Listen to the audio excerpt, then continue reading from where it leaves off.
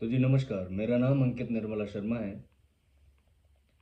और आज से मैंने एक निर्णय लिया है कि आज के बाद मैं हर दिन एक वीडियो ज़रूर डालूँगा।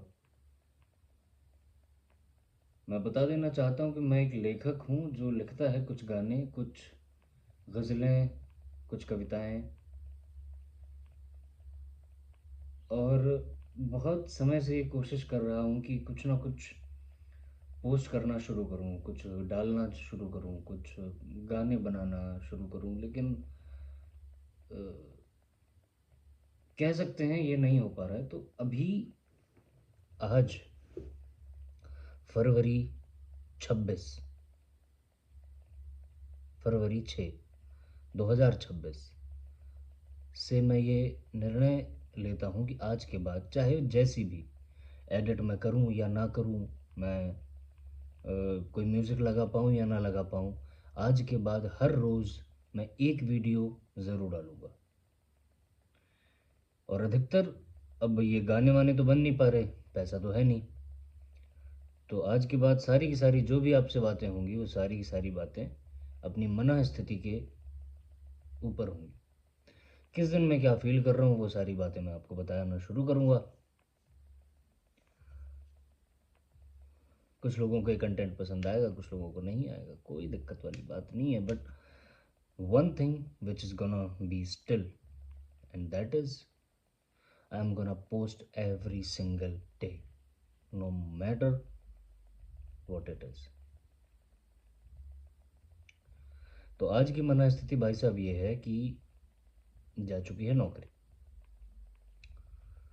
और ये नौकरी की जद्दोजहद एक ऐसी जद्दोजहद है जिसमें बहुत मुश्किल है ये समझ पाना कि कब तक आप कमा रहे हो, कब आप सेव करोगे। ये बहुत अजीब है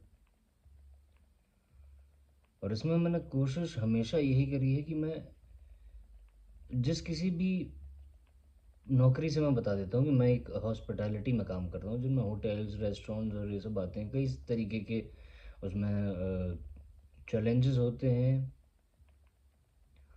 कई तरीके की चीज़ों का सामना करना पड़ता है, अलग अलग लोग होते हैं, अलग अलग माइंडसेट के लोग होते हैं, चाहे वो ओनर्स हों चाहे वो गेस्ट्स हों।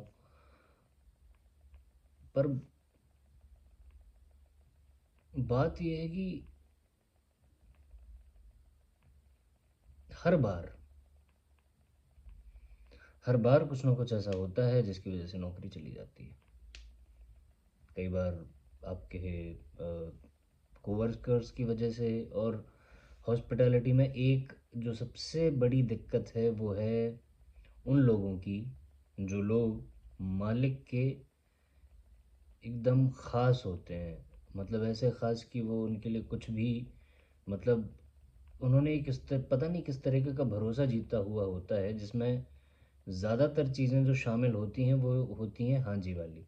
एक और बड़ा प्यारा सा शब्द मेरे दिमाग में है लेकिन वो बोलना, खैर, जब मुझे इससे फ़र्क नहीं पड़ रहा कि मैं क्या डाल रहा हूँ तो मुझे इससे क्या ही पढ़ना चाहिए कि मैं क्या बोल रहा हूँ। तो शब्द है आंड उठाने वाले। तो ये भरोसा नहीं होता, ये एक हाँ जी वाली बात होती है जिसमें ये वो सब करने को तैयार होते हैं जिस जो मालिक कह देता है। मैंने भी अपनी उम्र तक, काफ़ी उम्र तक ये किया है लेकिन अब जाके ये एक आया है मेरे मन में कि मैं ये नहीं करूँगा, चाहे कुछ भी हो। मैं अपने उसूलों पे रहूँगा, मैं अपनी बातों पे रहूँगा, मैंने जो सीखा है मैं उस पे रहूँगा। और इस चक्कर में हर बार मुझे कई दिक्कतों का सामना करना पड़ता है। अभी बात ऐसी है कि आज भी नौकरी मेरी जा चुकी है और कोई दिक्कत वाली बात नहीं है, सब सही है, मज़ेदार है। मैं खुश हूँ एक्चुअली, और मैं सच में खुश हूँ, कोई फ़र्क नहीं पड़ता। पर दिक्कत इसमें यह है कि जब आपको एक नौकरी मिलती है आप प्लानिंग करना शुरू कर देते हैं अपने दिमाग में कि आप ये करेंगे, आप वो करेंगे, आप इस तरीके से गाड़ी लेंगे, आप इस तरीके से घर बनाएंगे, ये फैल वाला पैसा जोड़ के आप एसआईपी में इन्वेस्ट करना चालू करेंगे। और जब वो चली जाती है तो सारे के सारे प्लान्स आपके धराशायी हो जाते हैं, अब आपको समझ नहीं आता कि कर रहे हैं क्या। हालांकि नौकरी के बीच में ये जो हॉस्पिटैलिटी वाली नौकरी है, इसके बीच में आपको कुछ भी करना बहुत ही अ, मतलब आप कुछ और नहीं कर सकते, आप यही कर सकते हैं बस, क्योंकि टाइमिंग ऐसी होती है। आप रात भर आपकी ड्यूटी है, सुबह आप आ रहे हैं, सुबह 7-8 बजे सो रहे हैं, दिन में 3 बजे उठ रहे हैं, शाम को 5 बजे अगर मिल गया तो नाश्ता कर रहे हैं, वरना 7 बजे आप कुछ खा रहे हैं, और जो आपका डिनर है वो रात को 2-2:30 बजे हो रहा है। तो सब कुछ उलट पुलट, किसी चीज़ में कोई टाइम नहीं मिलता, फैमिली को टाइम नहीं दे पाते, क्योंकि जब आप सो रहे हो तब वो लोग जग रहे हैं, जब आप जग रहे हो तब आपके फैमिली, आपसे प्यार करने वाले सो रहे हैं। तो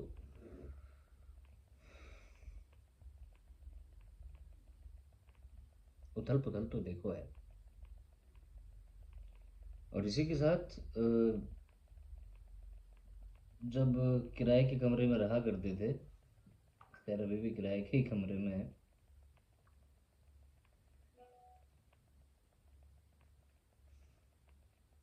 दिल्ली शहर, एक किराए के कमरे में रहते थे।